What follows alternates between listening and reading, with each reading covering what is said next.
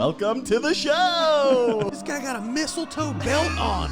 Gosh, that is bad. The whole plane smells like weed. Those were the days. It's a joke, you idiot. Looked in the mirror, I'm like, Good old innocent fun. Welcome back, everybody, to Troublemakers, the podcast where each week we have a guest on and they tell crazy stories about their lives. I'm your host, Dylan Krasinski, coming to you from a beautiful day in Brooklyn. The windows are open, the candles are not lit, but we're ready to have a good time.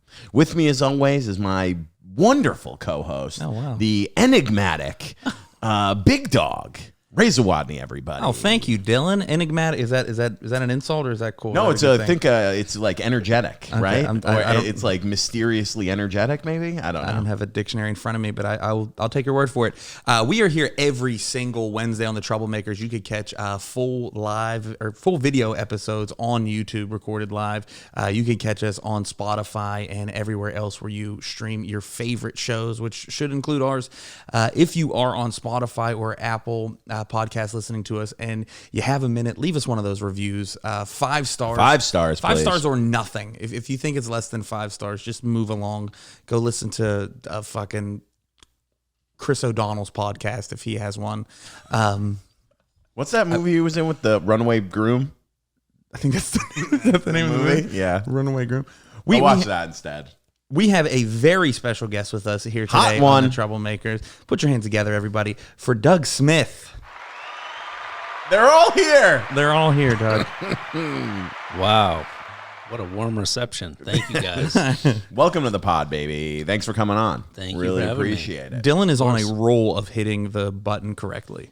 Yeah, right? Yeah, sometimes he'll A real accidentally. funk flex over here. There's 8 buttons. I mean, you never know. There's some bad ones. Ooh. But hey, you know, Hey. it's stock. Only one way They to come find with out. them. Yeah. It's not. I'm just sitting here uploading cricket sounds and cheers into the what a nightmare. But dude, yes, I finally have a story for the people. I finally got in trouble. Listen, you know, here's the thing about this city. When I finally got in trouble for jumping a turnstile, I finally got a ticket. It was, this past weekend. I've been jumping the turnstile for maybe, you know what? Listen, fuck you. I've been jumping the turnstile for probably the last 11 months, okay? $130 a month for a ticket. You don't get in trouble. It's a $100 ticket. That's $1,000 savings, okay? I'm fine with it. Dude, Saturday night, I'm going right here in my neighborhood, jump the turnstile, didn't even see the cops. They're all the way at the end, and the guy goes, come here. And I was like, I was like, hey, can I just go back and pay? And he goes, nah, sorry, man. My boss is sitting outside.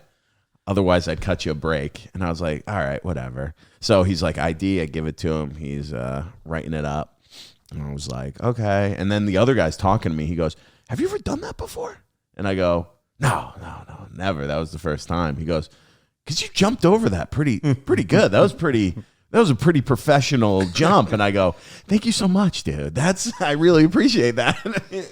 I was like, it took a lot of practice. But yeah, dude, $100 ticket. My boys in blue turned on me. I mean, That finger wave is the worst, too, right? dude, he goes, I was like, come on. And you're always holding out hope that you're going to go over there and be like, hey, man, I was just wondering if I could get your number. He's like, what do you put in your hair, dude? That looks real good. Dude, that was a sweet ass jump. That was all triceps.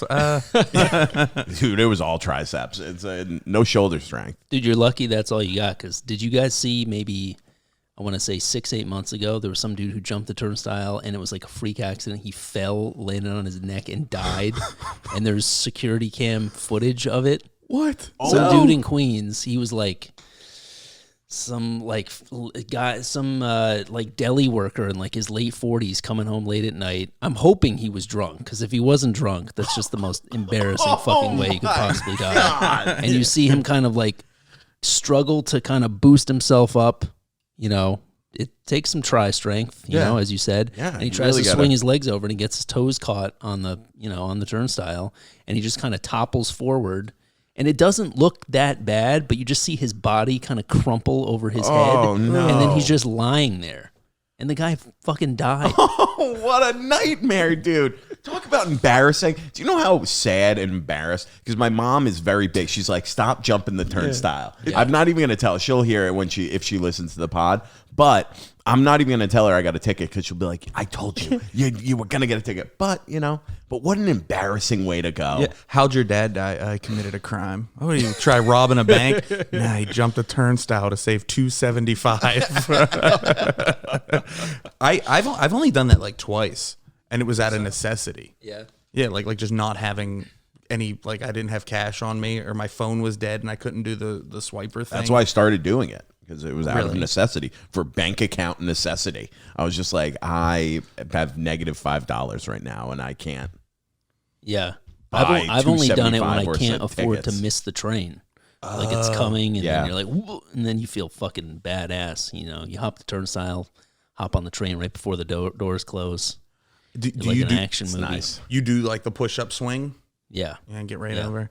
I've done it. I've done the push-up swing, and then I can also kind of like big wrestler over it. You know how like wrestlers back in the day would go over the top rope? Oh, they just throw their leg I over? kind of get over there like at a little bit, yeah.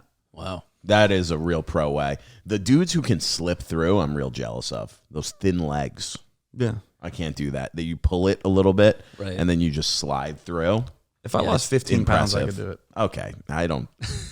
15 pounds. I don't know, dude. I'm on a diet, actually. Dude, you know what? You know what I heard yesterday? Every 31 pounds a man loses, they gain 1 inch on their penis size.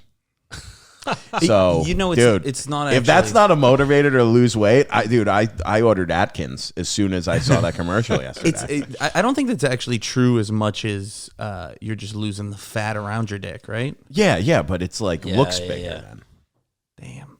Dude. The fupa recedes. I guess that's the Yeah. That's the philosophy. There's more dick back there, and you're just hiding it with your fat. Yeah. Well, not you. I am. I'm actually doing it, Doug. I'm actively doing it over here.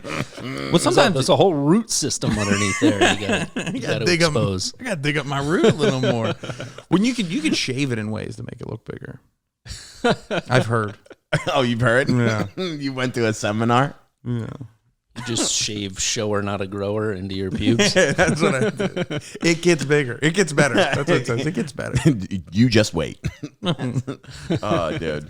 Is Atkins still a thing, by the way? People aren't still doing that, are they? Rob Lowe still does it. Does he really? Rob Lowe, I see him on commercials every once in a while about how he's been living an Atkins life for like 30 years. Man, I always thought that was the most counterintuitive diet. I remember when it was like really popular when I was like in my late teens, early 20s. My brother and my sister did it. One of my good friends. One of my buddies lost like 70 pounds doing it. Pretty nice. But like my brother, I think, gained weight.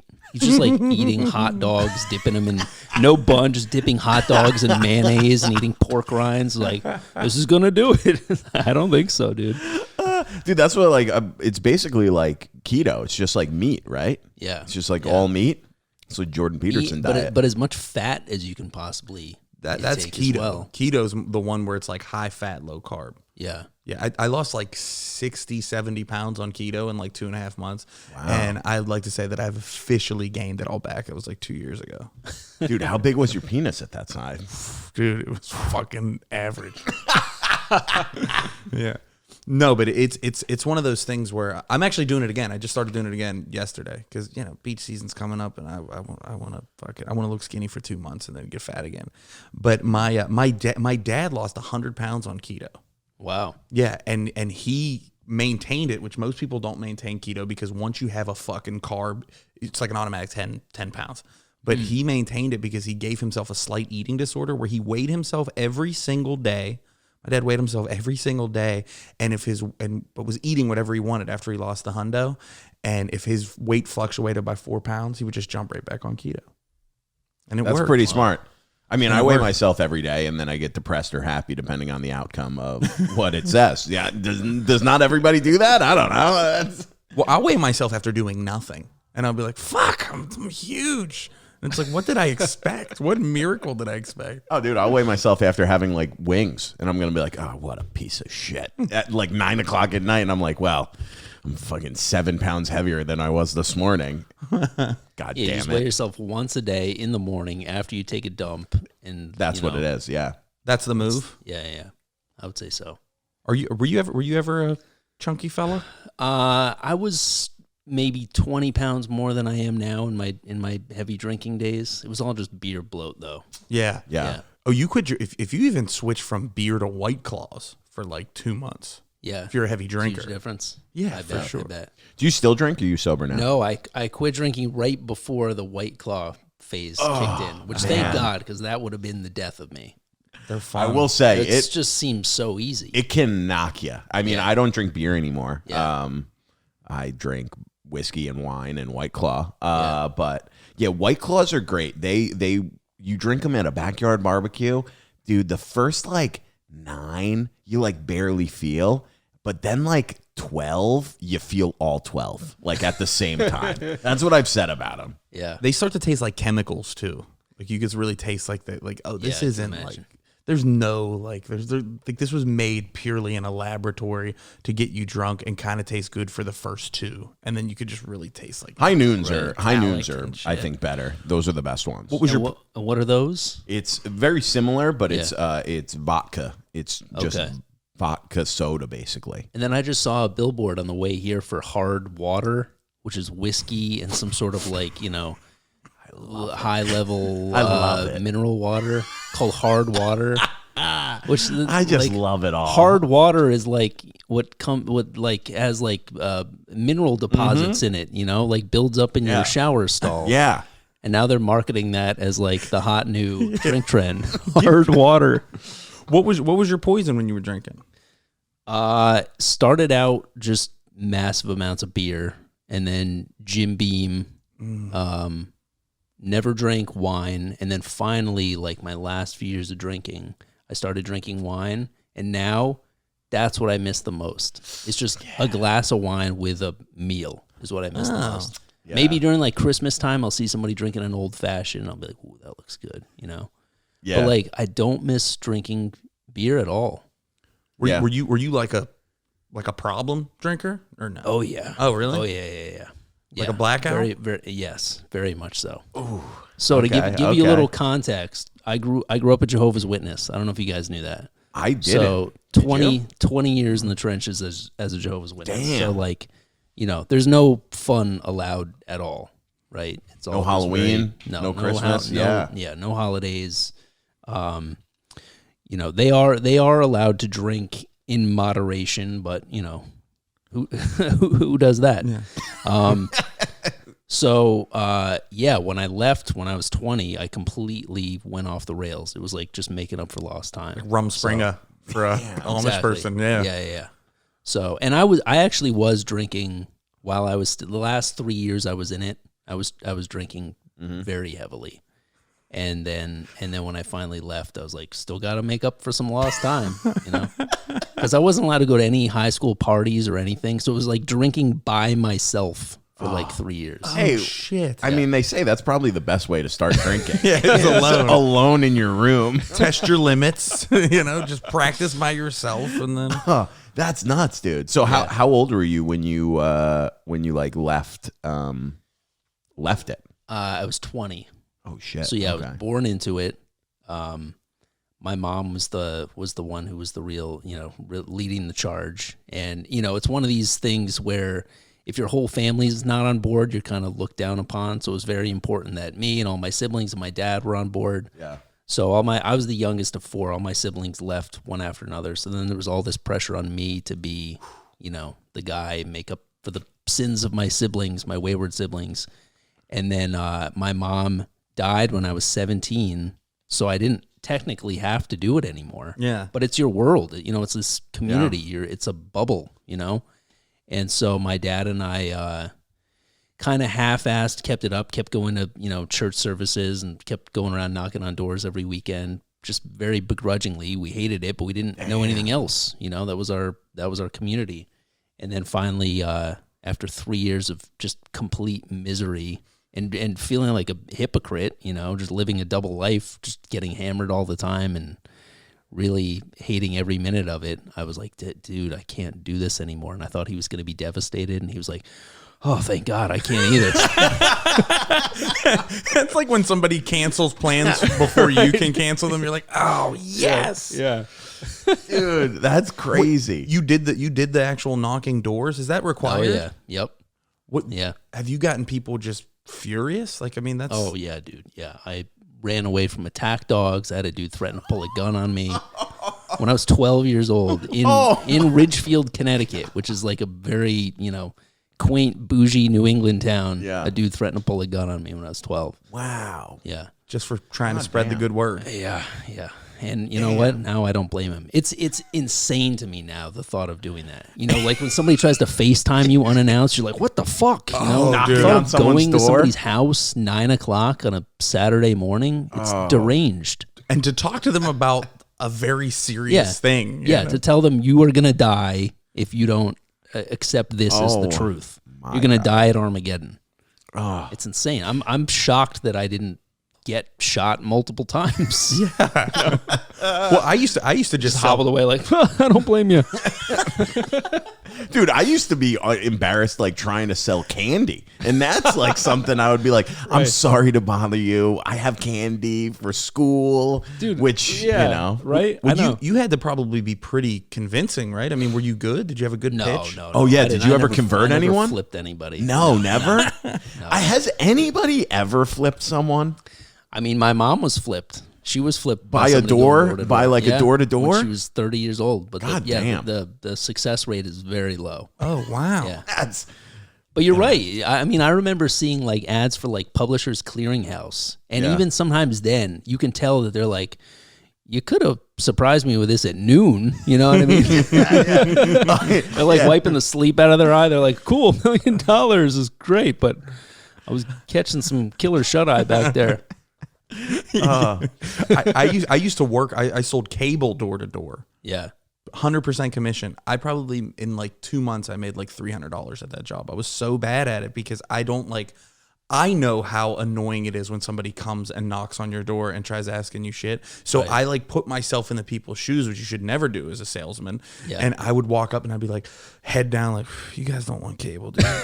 No? Okay, I'll go. Because it was like right when like Netflix was getting huge and everybody was dumping their cable and just having internet. And I was so fucking bad at it. Yeah, also, who the hell doesn't have cable? That's like selling front doors to people and not while you're knocking on their front doors. Well, we wanted them to have cable, but we wanted them to have Verizon. Oh, so we could switch them to Comcast.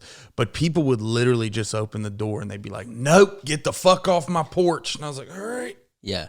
On. And that's offering them something that they may want, Yeah. Whereas this was just like, no, it was to the point where like I would start my pitch, like, hey, we're going door to door doing a volunteer work, spreading the good news of Jehovah's Kingdom. And if they kept listening after that, there would be a moment of like, why the fuck are you still here? Why didn't you turn the hose on me yet? You have a better pitch. It would be a better pitch if you knocked on the door and you were like, hey, sir, good morning. I'm just going door to door seeing if I could have sex with your wife. You honestly might have a better chance of success with that. Well, I was thinking that's what I should have did when I was selling cable. I should have opened with your pitch. And then they're like, what the? I'm like, I'm just kidding, dude. We're selling cables. You want free HBO for 2 months? That's real good. That's hilarious. I wouldn't be surprised if some sort of door-to-door salesman uses that approch. Oh, some of the guys start out as the worst possible thing. Yeah.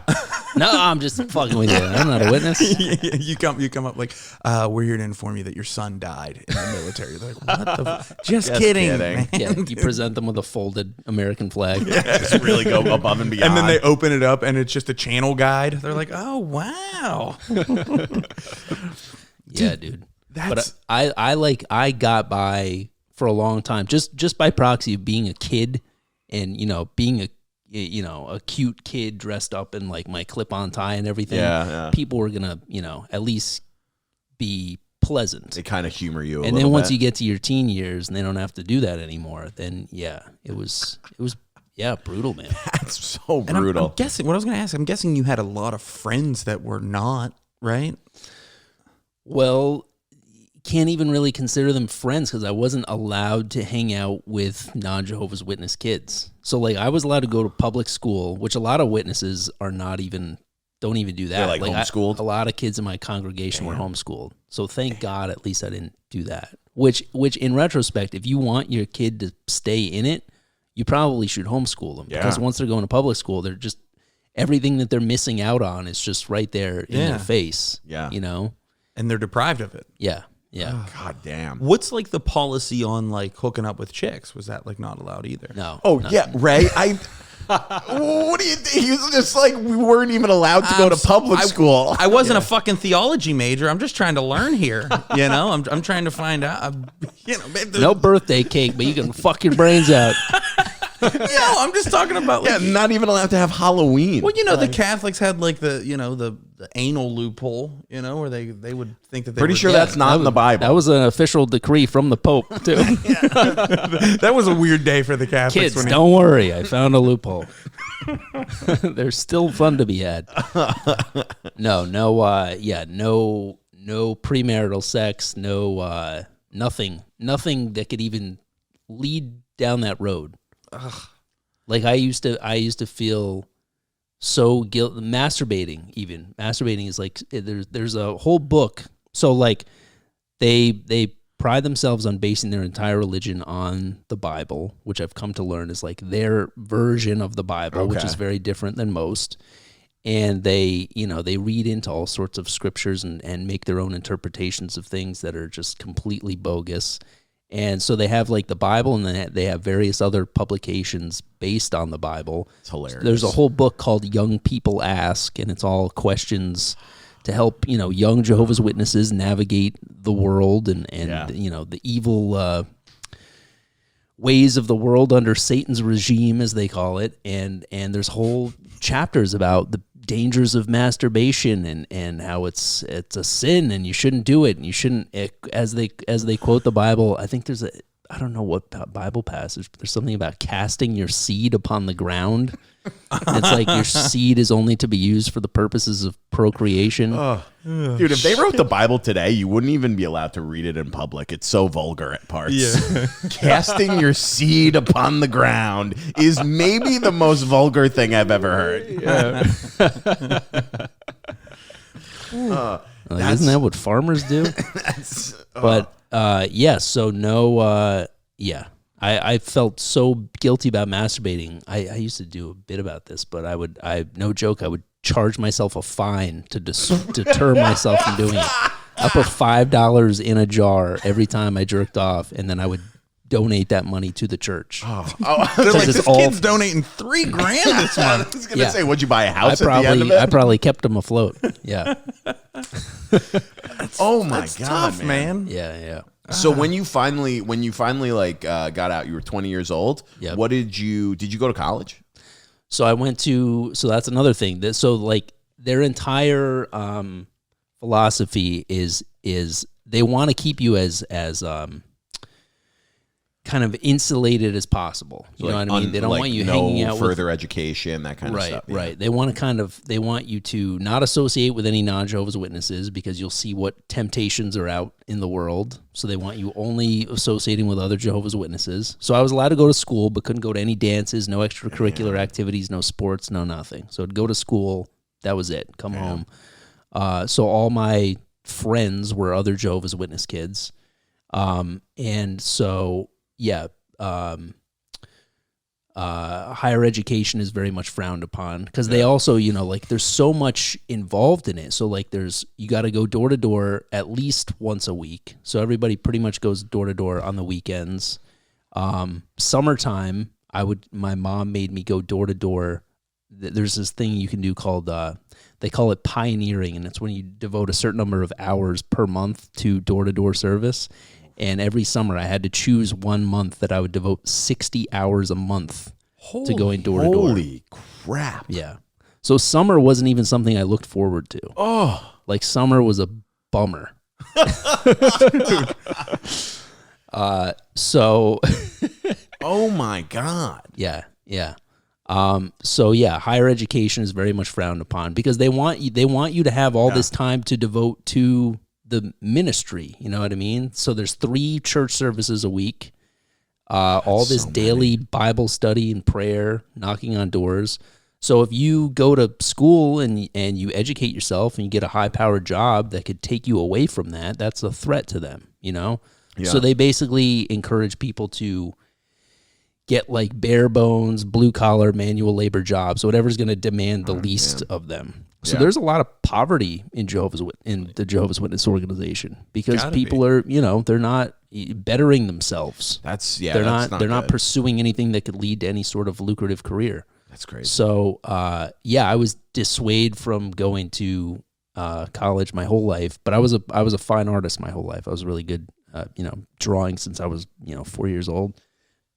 And so after my mom died, I knew my dad was way more relaxed about things. Yeah. And I was like, hey, I'd really love to go to art school. And he was like, you're not supposed to do that. I was like, what if because I grew up in Ridgefield, Connecticut, which is like, it's like an hour, it's like 50 miles outside of the city. So I was like, what if I go to School of Visual Arts, but I commute every day? Like I won't live on campus. I'll just go to school.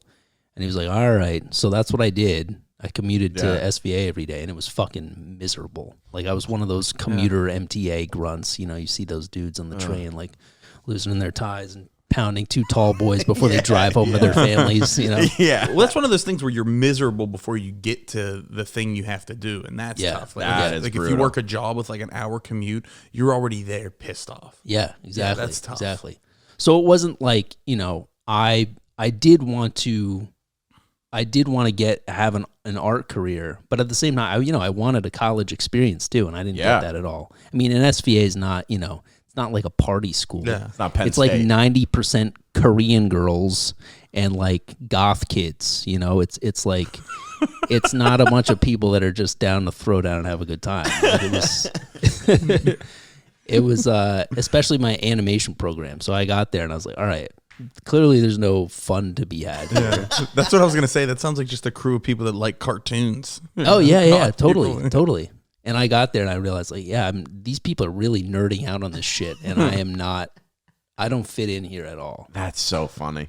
So it went from like one organization that I felt like an outsider and an outcast that I didn't want to be a part of to like, oh, I finally get to go to school, and then feeling like completely ostracized there too. I was like, I'm not really into this.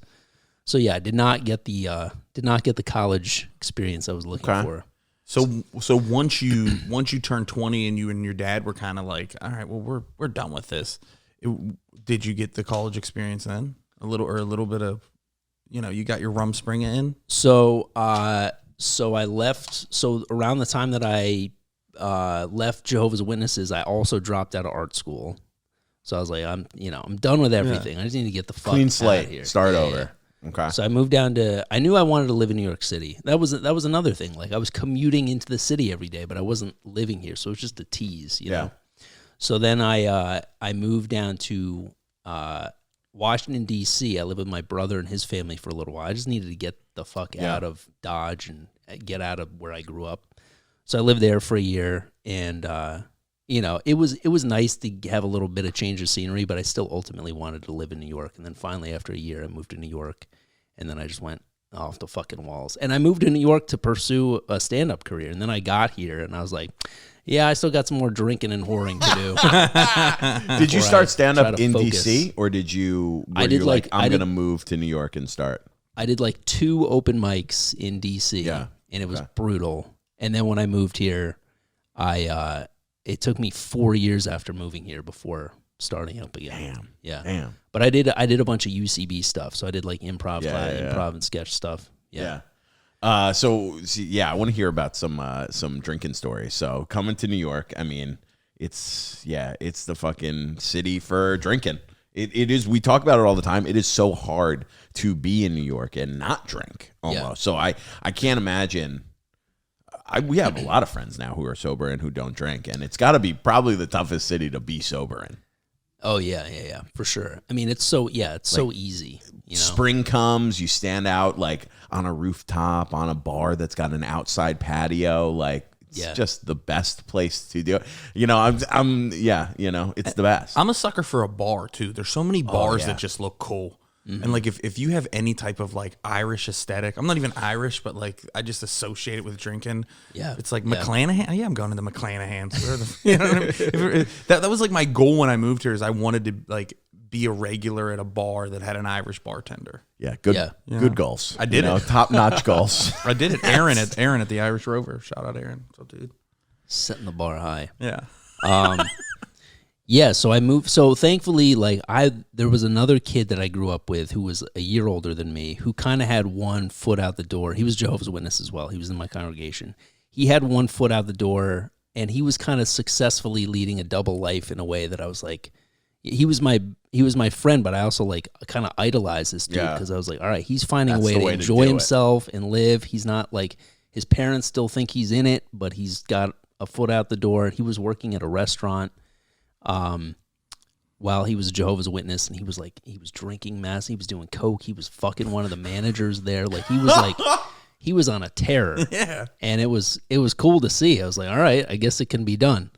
But so once I left, he was gone. He was living here. So he was like, hey, you can come crash with me for a little bit, get yourself a job, get on your feet. So he was living in a studio on Orchard Street. So I moved in with him. And I was just sleeping on an air mattress in his living room. I had no job. Eventually got a job as a dog walker, working for a dog walking service.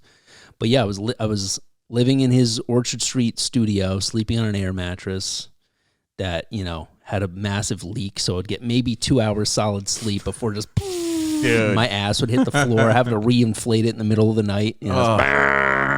Dude, I did exactly the same thing when I lived in Boston. I had like a 5th floor walk up, and I was just like, I'm not carrying a mattress up there. And I did an air mattress for like 2 years. The amount of times I had to return that thing to Bed Bath & Beyond and being like, it broke. I don't know what the hell. And they would exchange it for me. Dude, I exchanged that thing 7 times. And they were like, it keeps breaking. And they're like, yeah, okay. Because they're supposed to be used for company like twice a year. Yeah. Every 3 months. To be lived on. Every 3-4 Not for months. daily use. Oh, dude, yeah. One in the middle, like one of the like chambers would pop. So it would get like a big hump just in the middle of the bed. And I'd be like, I got like a week left. Fuck. Yeah. It's like sleeping on a giant pool noodle. Oh, it's horrible. Yeah. So, so once I got here, it was just off to the races. And when, Lower East Side, so you're just in it. The second you walk out the door, you're just surrounded by bars and just people wasted all the time. So I basically got kicked out of every bar on St. Mark's Place within like 6 months of moving here. Did you ever get arrested? No, miraculously never got arrested. Pretty good. I don't know how I avoided that. That's impressive. But I was definitely a blackout drinker and a huge puker. Really? Puked so many places that I should not have been puking. Interesting. The fact that I had never got my ass kicked for puking at inopportune times or places where I shouldn't be puking. Oh, so many bars, just full on projectile vomit in the middle of the bar. Oh, dude. I remember one time going into Doc Holidays. You ever been to Doc Holidays? Yeah. Like Avenue A, 9th Street. Yeah. It's like this faux country bar. They play a bunch of Southern rock on the jukebox and shit. And they got a pool table and, cheap PBRs. So that was like my home base. And I remember like just pounding massive amounts of beers. And I'm not a big guy. I got kind of a small frame. So like, 6 beers in, I just there's the volume. There's just no more room for any more liquid, Not even necessarily due to drunkenness, just like this has to come out before I can keep refueling. So I remember like bursting through the doors of the bathroom, and like the bathroom stall had like saloon doors to try to, lend itself to the whole aesthetic. Yeah. And just kicking open the saloon doors, and just before I even saw the toilet, spray. Just foam everywhere. Oh, God. And then I was like, all right, looks like I'm going to have to avoid this place for a little while. So I kind of like banished myself for a little while, let the dust settle. But yeah, every bar on St. Mark's Place that I can think, I don't even know if half of them are still there.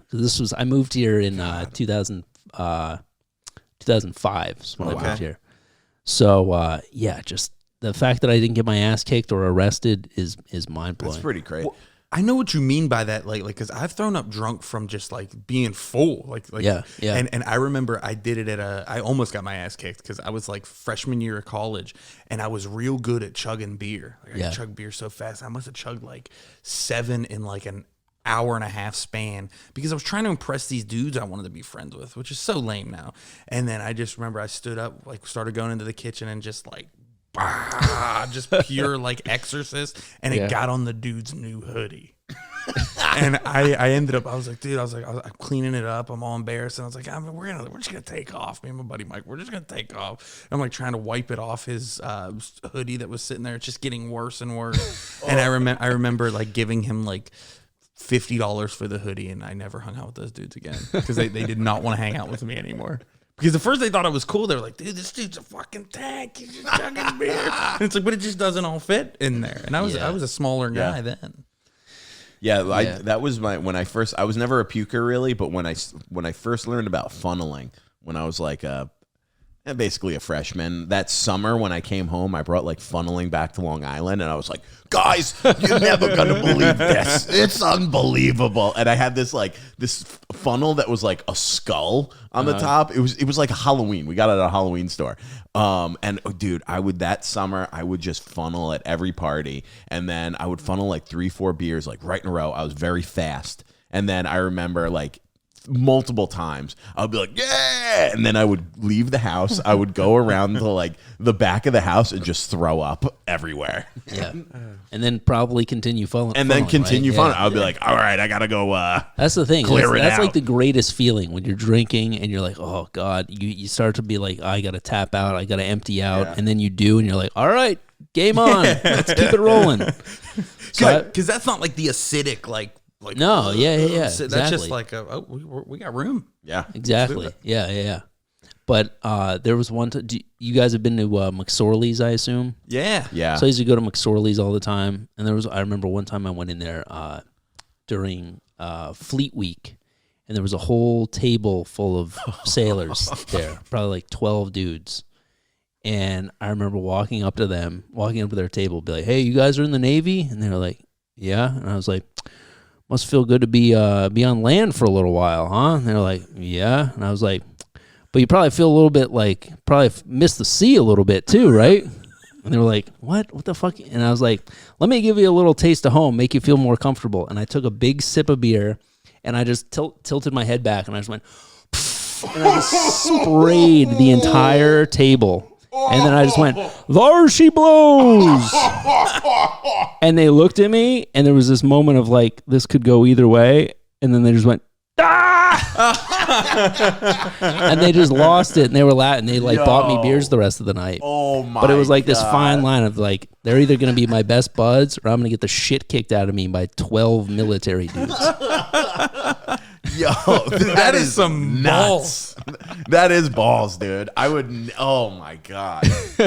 Actually, last night, I do say things when I'm drunk. I went on a date actually last night, and this is gonna be out in a few weeks. It doesn't matter. But we went and played mini golf, and this drunk dude comes up to me, and he was like, "Oh, is this your girl?" And I was like, "Okay, yeah, whatever." And he was like, "You gotta let her win, you gotta let her win." I go, "No, dude, are you kidding me? I'm not letting her win." And she was like, "Yeah, he's definitely not letting me win." And we're like doing this joke thing, and he's like, "I'll tell you this, I've been married for 20 years, and I always let my wife win." And I had like a drink and a half, and before I even stopped, I was just like, wow, it sounds like you married the wrong woman. And, dude, this girl's face that I was with was like, what the fuck did you just say? And I was like, honestly, I didn't realize that was a bad thing to say. And the guy looked at me, and he was like, maybe. I was like, oh, shit. This whole life flash before his Yeah, eyes. he's having a conversation with his wife right now. Yeah. Oh, dude. I thought the guy was going to hit me. He got he got a little angry. How did you not get punched? Oh, dude, I have no That's idea. crazy. I have no idea. So many. I also remember one time like stumbling out out of some bar on Rivington Street, and not even going like between cars. I remember like pulling my dick out and peeing on the hood of a BMW on Rivington Street, and all these people standing around be like, what the fuck? Like laughing and cheering me on. Like the fact that people found it amusing rather than appalling probably just bought me multiple more years of, debauched, problematic behavior, when one good ass kicking might have sobered me up a little sooner. Yeah, but I think it's like maybe they all somehow subconsciously knew that you were stuck in Jehovah's Witness for 20 years. They were like, yeah, this guy, he's pissing on a BMW, but dude, you know what he's been through? Right. Yeah. Anytime I'm in trouble, I'm just like, I was in a cult. What do you want? And they're like, oh, that's cool. Yeah, keep. The guy Yeah. sits back in his BMW and waits for you to finish. He's like, hey, just finish. Dude, that is the thing though. If you're entertaining and people like what you're doing, even if objectively someone else is like, what the fuck is going on there? But if you're entertaining people, you can get away with such like bad behavior. It doesn't like, I mean, the amount of shit that I've said and done because like afterwards I'll be like, I'm kidding. Or I'm just like Right. fun to be around. We used to have this kid in college. I won't say his name, but he's a New York City police officer now, which is not surprising. But dude, he used to get so drunk. I remember one time, I might have told this story on the pod before, but countless stories. I mean, he started a fire at our school once. I was in the bathroom. The kid lights a match and throws it into the garbage can that's on the wall. You know, it just goes up. It was horrifying. Dude, yeah, he comes to New York one weekend and goes out, blacks out, wakes up in the basement of a bodega by this guy, like not speaking English, like kicking him awake. Cops next to him. He wakes up. He's covered in like just empty bags of chips and candy wrappers. Dude, he must have broken into this deli, just ate all their fucking shit. And then they arrested him. And his dad's a cop on Long Island. Dude, he's spitting at the police officers through the bars, being like, dude, my father's going to be here to get me, spitting at them. And they tell his dad this whole thing, like, after he, like, comes to pick him up. Dude, nightmare. But that guy was allowed to, because everyone found it hilarious. Right. Dude, he used to piss on the dance floor. Like, he would just, like, we had this dirty club called the Landing Zone. We'd be on the dance floor, and he would just, like, pull it out and start peeing on the floor. People would be like, oh, that's hilarious. There's something about just getting drunk and pissing, being like people pissing somewhere being hilarious. Yeah. It's a fine line, man, for sure. Did you ever throw up in like the middle of a bar, not just the bathroom? Yeah. There's a place that's still open, Art Bar on 8th Avenue in the West Village. It's like 8th and like near 14th Street. I remember going in there one time and getting the urge to vomit and be like, all right, I need to go to the bathroom. So I remember like rounding the corner from wherever I was sitting, and I get to the and there's like 3 people waiting in line for the bathroom. And I was like, just taking deep breaths, you know, trying to like all my tricks to try to soothe my stomach, you know. And then, you know, the line starts to recede a little bit. There's one person ahead of me, and I was like, nope, not going to happen. And I turn around, and there's probably a good 30 feet between me and the exit of the bar. And I just start running, and I put my hand over my mouth, and it's like a Play-Doh maker. It just starts spurting out on either side of my fingers. Probably made it shoot farther, you know, like when you put your finger over a hose.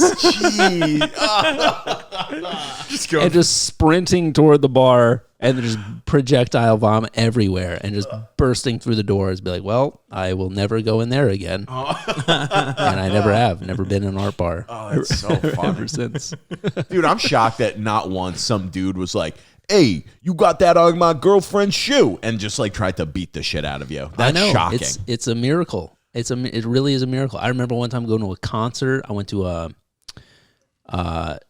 Trey, what's his name? Trey Anastasio. That's the fish dude. Yeah. I had a bunch of buddies that worked with me at this dog walking service that were big like jam band dudes, and they brought me to this concert at MSG. It was a New Year's thing, and I remember having like one of those big like 32-ounce big gulps of beer. I love and this. you know, hammered before I even got there, sitting there and like dozing off with this full beer in my hand. And so, like, I start dozing off, and the beer just sort of pitches forward and sloshes down the back of the girl sitting in front of me. And her boyfriend is like, what the fuck, dude? I'm going to beat the shit. And my buddies stepped in and was like, dude, he's hammered. Like, cut him some slack. And somehow they convinced this guy to not beat my ass. We leave the place. They get me in a cab, send me home. I don't even remember the cab ride home. I just remember the cab driver just shaking me awake in the backseat and be like, buddy, we're here. And I was like, okay. And I reached, my wallet is gone. And I'm like, oh, dude, I don't have any money to pay you. And he's like, what the fuck, man? And it was like I was surrounded by, like, guardian angels. And then this couple opened the door to, like, get in the cab because the light went off. Yeah. And they were like, dude, just get home safe. We got your cab fare. Wow. It was like $20 cab fare. They were like, this is where you live? You know where you are? Are you okay? Just get inside. Don't worry. We got it. Still had my keys, thank Christ. But, like, oh, my God. Oh, yeah. I narrowly avoided ass kickings every turn. Dude, this honestly, miraculous. it feels like maybe there is some truth to being a Jehovah's Witness. Yeah. I mean, dude, maybe God you should is looking out for reevaluate, you. right? Yeah. Dude, maybe 20 years, God's like, yeah, this is enough goodwill. I'm going to really have this guy's back. Well, dude, I've never gotten my ass kicked drunk, and I used to black out probably 50% of the time I would drink, I would black out. Yeah. And I would like mouth off. The only time I've ever been punched was one time by a girl. Yeah. Punched me, and it was because of my friend talking shit on her, and she fucking punched me. Really? Yeah, he came to visit me. I went to WVU in West Virginia, and we're walking up the street, and this girl like said something like snotty or something. I forget what she said, but I remember my buddy was just like, "Shut up, you fat bitch!" And I was like, I was like, you can't call a girl fat. Come on. And she's just like, "What did you say?" I was like, "I didn't say." I was like, "He's fucked up. He's fucked up. You know, I'm fucked up." And I'm standing in between her and him. And she's like, fuck you. And I'm like, I know he's an asshole. We're leaving, blah, blah, blah. And then he starts doing like go eat another sandwich. And he's doing like nom, nom, nom, nom, nom. And I'm like, what the fuck? I was like, hey, I'm also overweight, dude. I was like, so then she keeps doing it. Finally, she just fucking punches me right in the face. Just squares up, punches me right in the face. I'm like, all right, what the fuck, dude? I'm like holding her like wrists and trying to keep her. And then finally, I'm like, can we go? And then we got up the street. And I got punched. After fat shaming that girl, I got Another punched. sandwich. She's like, actually, ice cream is my vice. Doritos, please. Dude, that's horrible. I mean, that poor girl. Well, he was looking for a fight because then they were just walking past, and there's these two dudes, like they both had book bags on, so clearly like late night studying, like trying to get stuff done, and they're just walking into the pizza shop, and we're walking past them, and his exact words were, he goes, "Hey, have fun reading, fags." And I was like, come on. And luckily they were completely sober. They were like, "What'd you say?" I was like, "He's fucked up." And they're like, "All right, what the hell?" And they just looked at him. We kept walking. I was like, "What are you trying to do to me?" That's hilarious. Yeah. This is in college? Yeah. Have fun reading, thanks. Yeah. And never progress past third grade. It might have been that, or enjoy your pizza, fags. I forget exactly. I know the last Both are word that was good. said. Have fun reading is so much better. I know the last word was correct. That's one thing I clearly remember. But it was something it was like if you just told somebody to do what they were doing. Right, yeah. It's like, hey, enjoy the podcast, pussy. Like, what? Yeah, that's what we're doing. That we are. Thank you. Dude, that's super funny, man. God. Yeah, I also like, after having to, like dress up all the time, like wear like a suit and tie going door to door and like dress up for all the meetings. I also like, it was basically like completely trying to like reinvent myself and like find out who the fuck I was. You know what I mean? Yeah, like, I that didn't makes have an sense. identity. So I also dressed like a lunatic. Like I dressed like Hunter S. Thompson in Fear and Loathing in Las Vegas. I wore like these weird like floral fedoras and like that's so track suits and like rose tinted aviator glasses and shit. Like I look like a psychopath. Do you have pictures of you like that? I'm sure. I don't think I'd have any on my phone. I'm sure my buddy probably has some. So good. Yeah. I mean, So I looked good. insane. So that's probably another reason I think people are probably afraid of me. Yeah. I looked deranged. Just puking all over the place. Just brazenly barfing everywhere. I was, yeah. Oh my God. No one was gonna out crazy me. Dude, that's probably why no one wanted to fight you. They're just like, yeah, this guy's a lunatic. He's a wild card. Yeah. Like, yeah, well, I don't know. But all sorts of like, I would black out to the point of like seriously injuring myself too. Like I remember waking up. This was like, and like dog walking too. Like I would house sit for a bunch of my clients all the time.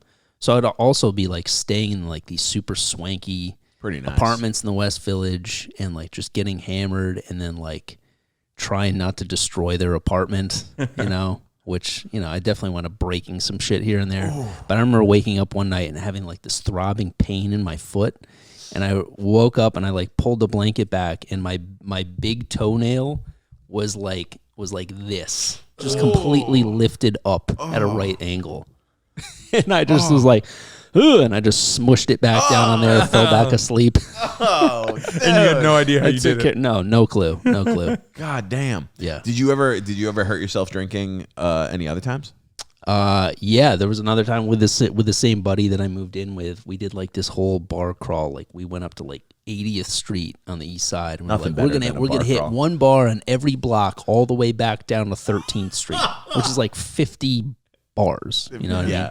We made it to maybe like somewhere in the 60s. We hit maybe 20 bars, So and we're like, just stumbling, couldn't barely even see.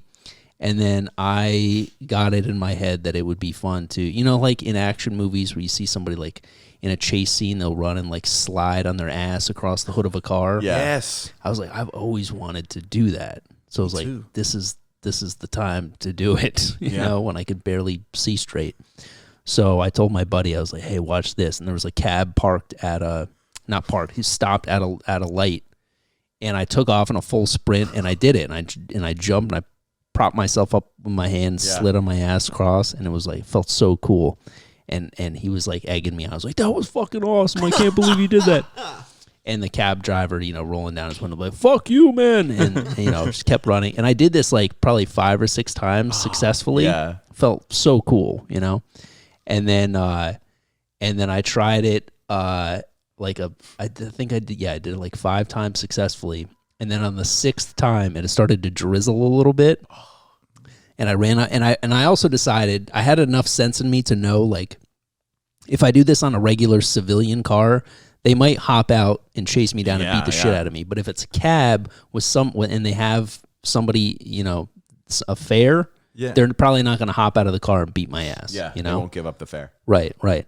So I would only do it with with cabs, and I ran up to this other one, and it started drizzling, and I planted my hand, and my hand shot out from under me, and I just kind of tumbled over the hood of the car, and I fell face first, bam, just like eyebrow first on the pavement, and I scrambled to my feet, and I started running, and the cab driver, I turn around, he's standing outside of the car. He's like, fuck you, motherfucker. And he took, how like sometimes they'll piss in like an empty Poland Spring bottle? No. He took a Poland Spring bottle full of piss and he hurled it at me.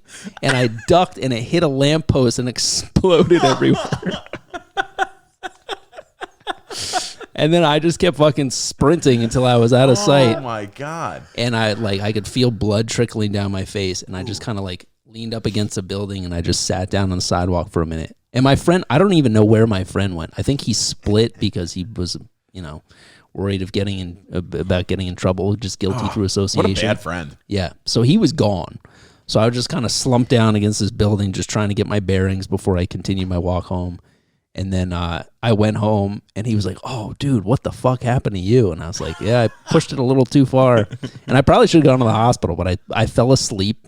I'm sure I was concussed. And then just woke up and this eye was just completely swollen, just a big purple just pocket for like a good solid week. Yeah, I definitely did some damage. That's so funny that his weapon was like, well, I gotta go pour piss on this guy for fucking up my cab. Right? Cabbie grenade. Dude, getting pissed thrown It'd be on funny you if he's might got like be a whole the arsenal worst. of like full bottles of piss in his back seat, just in case. Fuck you, buddy. Dude, that might be the worst. Have you ever had someone spit on you or throw piss at you? I've never had somebody spit on me or throw piss at me. I don't know. I don't know why I hesitated. I mean, I guess it's a valid question. That's something when people are in jail. A lot of that is they throw piss on the corrections officers. Yeah, I was a prosecutor in Boston for 5 years before I moved here, and I prosecuted a guy once for fucking throwing piss on a guard, and I was filling in a court, and that just happened to be the case that I stood on that day. But dude, I remember the defense attorney was like, I don't know, he's telling me it was water, and this is months later that he threw it, and the officer's like, it was piss, dude. It was piss. And the defense attorney's like, wow, I want to smell it. And I was like, hey, go ahead. And he's like, do you want it? I go, no. I don't want to smell the uniform that has now been sitting in evidence for 6 months. Oh, they saved it. Oh, man. Yeah, it was going to go to trial. So they had that to would be the true test. to put it in front of a jury and be like, take a smell. And you got to think piss doesn't keep well. You know, you gotta think it's gotten worse. I know. I used to be friends with a kid who pissed his bed and he would never talk about it, and his room always smelled. Because he would. I don't know how his parents didn't know, but that kid was me. No, it was. What a wild place to admit that. That was tough love. You sleep in it. Terrible. Sleep in it until you straighten yourself out. I think I'm killing somebody if they splash a cup of piss at me. Yeah, I think that's definitely grounds for murder. Yeah. Yeah, that's Your Honor, it was rightful homicide. Yes, that's fine. Yeah, and spitting's mad disrespectful. I remember a kid in high school. He fucking his move. I saw him in a fight. It was the coolest thing that I've ever seen. He was fighting a much bigger dude, and he just went. Spits in the dude's face. He like backs up and then he just drills him and like dropped him. And then everybody ran and broke up the fight. And it's like, I won the fight. wow. It was fucking badass. That is pretty good. Yeah, sometimes you gotta fight dirty, man. Charles Lumberger. That's who it was. Charles Lumberger. Shout out Charles. Shout out Charles. I wonder what he's doing now. Probably dead. The No, way he's fighting older, bigger people. Just spitting in big dudes' faces. The dude was much bigger. And he just fucking... It's a good combo. Right? Yeah, it is. It is. Or he's a cop too. Yeah, he's that other guy's partner. Yeah. He did spit. We got some spitters and pissers on this episode. This is a real spit and piss episode here. I had buddies in college too. Another spit story. They used to, for some reason, it was such a dumb thing. You know when you would do things in college that made no sense other than to just like make your buddies laugh or like anything you're doing. Like it's so dumb. And if people saw you doing it, but we used to do this thing where like for some reason we would get a full beer and then we would just like sip it and spit it on the floor and be like it was like too hot or something. It would be like and like spit it, and you would just walk around spitting it on the walls. Dude, it was so funny, but it was so dumb. And if we saw people doing it, but yeah, these two buddies used to just spit like all over the mirrors in this bar, and it was, dude, it looked like raining. It was fucking terrible. You got to be a man and spit beer at the troops like Doug does. Thank you for your service. I can't believe that they didn't fucking I'll never forget that pause when just knowing it could go either way, you know? Terrifying. The terror set in of like, oh my God, what have I done? Just that time stopping. Yeah. They all look at each other. They're like, all right, yeah. You know what I don't know if I ever said this on the podcast, but did I ever tell you about when I peed on those girls in college by accident? I was at this part. You'll never believe how much it Could cost say me. by accident. It was by. I was just like they walked under a stream that was already happening. I was pissing off of this balcony at this party, and they were coming right out the door, and I'm just standing there pissing, and it was one of those things where like I'm like talking to people behind me and not really paying attention where it's going, and all I hear is is somebody peeing up there? And I was just like, whoop, and I like pinched it off and like went back into the party like real like my face was white. I was like so nervous because I don't know if those chicks were coming up to the party. And then one of my buddies was like, dude, what's wrong? Why are you being so weird? I was like, I think I just gave a golden shower against somebody's will. Oh my God. Well, at least you pinched it off. It wasn't like Dumb and Dumber. I can't stop going once I started going. It hurts. Oh, man. Did they come to the party or no? No, I don't know. Well, I think if you get peed on, coming or going, you're going. Well, I think if you get peed on, it's kind of the end of your... If I get That'll pissed on... reroute you real End quick. of the night. End of the night. If I get pissed on, that's the end of... Yeah. You know, it's we're calling this one a loss. We're going to get a shower and, you know, watch Netflix. Yeah. You know? That's a great way to end the night. Dude, we're already in an hour. We're 58 minutes, dude. Man. Yeah. I had one more balcony thing to throw in. Let's real quick. hear it, baby. Yeah. So like I've narrowly avoided getting my ass kicked and getting like seriously. I mean, the eye thing was the worst injury, but I could have killed somebody else in this instant. So at this Orchard Street apartment, you know, this is Lower East Side, 2005. I'm sure it's still hopping now, probably even more so. But it was like bar crawl central, you know. So just like people being out all hours, loud, drunk, just music blasting. And I remember trying to get some sleep one night. It was like 2:00 in the morning. And like there was a bunch of dudes down in the street, just so loud it would not stop. And we're like yelling out the window, like, shut the fuck up. They just keep going. They had like rented a limousine for the night, and they had like the limousine parked, and they had all the doors open, just blasting house music, dancing around. Love it. They all look like they like worked at a cell phone store, you know, probably just all these like Saudi guys.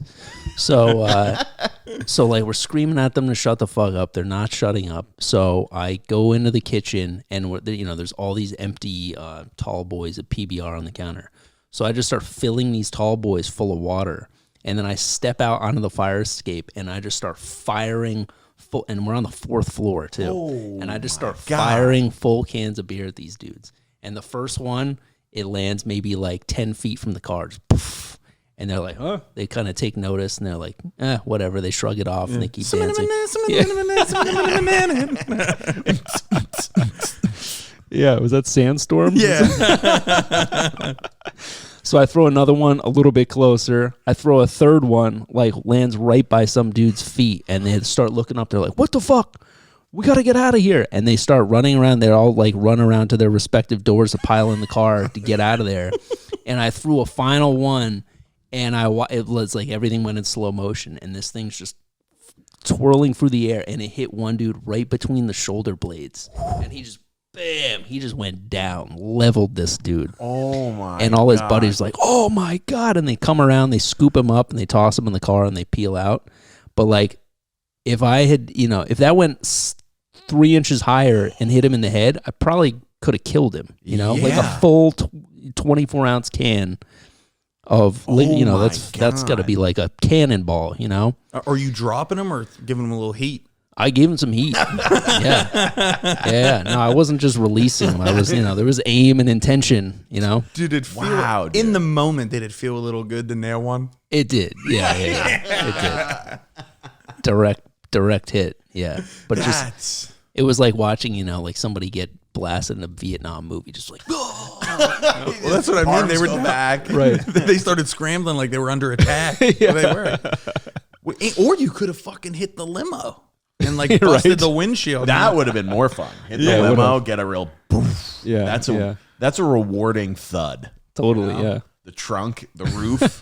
Oh, dude, dude, fucking 6 inches up. Yep. He's done for. Yeah. Oh man, you could fuck somebody up just blasting them from here to that wall with a sure. with a Yeah. Hell yeah. This is from the fourth floor. Yeah, dude. That's powerful. Yeah. That hits the corner or something, hits the head. Done so. Also, I like you filling them up like water balloons, just filling up full PBR can. You're like, I'm not gonna waste a real full PBR. We're gonna do these. We're gonna do this with just water. Dude, that's crazy. I love that. That's nuts, man. So now you know why I quit drinking. Although I was on pretty good behavior for a few years before I quit, but I definitely had my Yeah, you definitely had my fun. Definitely made up for lost time. You didn't have like a rock bottom, right? You just kind of fucking. No, not really. I mean, some injuries here and there, but no, there was no like, what am I doing with my life? No. Yeah. It's just a good decision. I think, eventually to be like, all right, I think I've aged out of this. Are you gonna stop drinking, Ryan?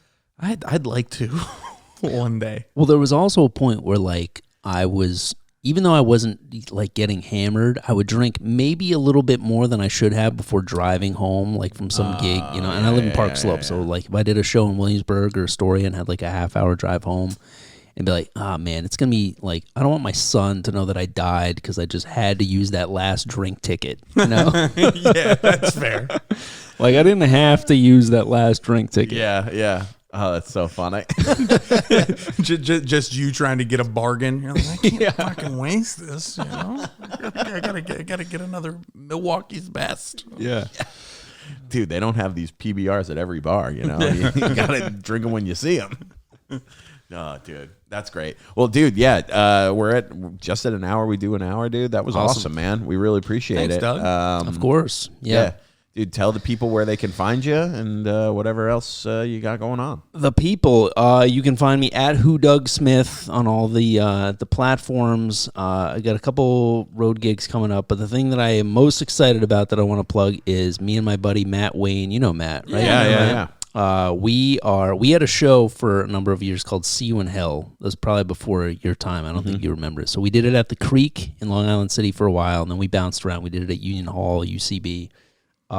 We went on hiatus for a few years. We're bringing it back on June 24th. June 24th, Saturday, 7:30 at Union Hall. Tickets are not live yet, but if you give me a follow, we're going to start posting about it soon. It's a super fun show. Basically, what it is we have stand-ups, but we introduce a challenge or a hell into their set while they're doing their set. Oh, that's cool. So, like, some of the hells that we've done in the past, we did, like, whiskey drinking bear hell, where we have somebody dress up in a bear suit and they have to drink, like, 5 shots of whiskey during their set. That's fun. We did Guantanamo Bay hell, where they have to sit in a chair, they're blindfolded, and they're tied to the chair, and they can't see the audience at all, and they can't see the light either. That's pretty good. They only know when their time is up. We run on stage with cap guns and fire them off next to their head. And we've done all sorts of ones over the years that we've retired to that we only did one time. So, like, we had Tim Dillon on once, like, Jesus, probably 10 years ago, and we gave him frog hell. So we went to a fish market in Chinatown. We bought a live bullfrog, and when we asked the guy for the frog, he was like ready to fillet it right in front of us. We're like, no, we want it alive. And he was like, what? My God. And so I bought a terrarium, and I kept this thing, alive for a few days, like feeding it mealworms and shit. And then we brought it to the venue, and we basically had him just hold a frog for the duration of his set, and it's trying to leap all over the place, and he's manhandling this thing, trying to keep it contained. And then, and then I decided, like, all right, well, what do I do with this frog now? So after the show, we drove back to Brooklyn, and I, like, ran across Prospect Park at, like, 1 o'clock in the morning and released this thing back into the pond. Oh, my God. But this thing was mangled. It could only swim in a circle because it's, like, I think its right leg was broken. Damn, just broke its leg. Well, it's better than what was about to happen to him. Yeah, right? Yeah. At least he had a fighting chance. He's probably doing great now. 10 years later, he's probably awesome. Yeah, he's thriving. Frogs notoriously live for decades. What doesn't kill you? So, yeah, it's a super fun show. It's completely off the walls. And, Dude, that's great. A wacky good time. So, stay tuned for that. Hell yeah. June 24th? June 24th, yeah. Awesome, dude. Raymond? Yeah, you can find me on all social media at RayBKillin'em, and here every Wednesday on the Troublemakers podcast. That's it. There we go. At Dylan Krasinski on Instagram, YouTube, TikTok, and at Troublemakers, Instagram, YouTube, and TikTok. Give us a follow. We post clips multiple times a week. These episodes are out every Wednesday. And folks, if you love live comedy, 7th Street Comedy, shows every Friday and Saturday. Come on out and see us. And that's it. Go follow Doug, and we'll see you next week. Good night. Bye.